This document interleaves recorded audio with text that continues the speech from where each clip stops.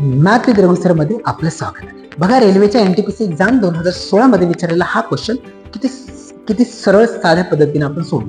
22 semi परिघ असलेल्या एका वृत्ताचं क्षेत्रफळ काढा. क्षेत्रफळ काढण्यासाठी मी तुम्हाला सांगितलेलं आहे आर महत्वाचा आहे, त्रिज्या काढणं गरजेचं आहे. त्रिज्या आपण काढू, म्हणजे 2 पाय आणि आर बरोबर आहे 22. म्हणजे हे 2 गुणिले 22 चे 7 गुणिले आर बरोबर 22.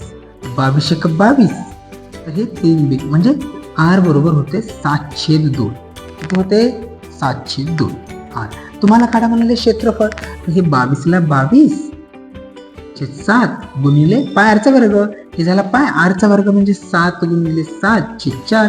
7 7 कटला, 2 11, 11 7 77, 77 भागिले 2, तर 2 6, 2 16.5.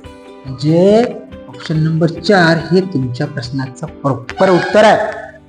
व्हिडिओ आवडला तर लाईक, शेअर आणि सबस्क्राईब करायला विसरू नका. जय हिंद.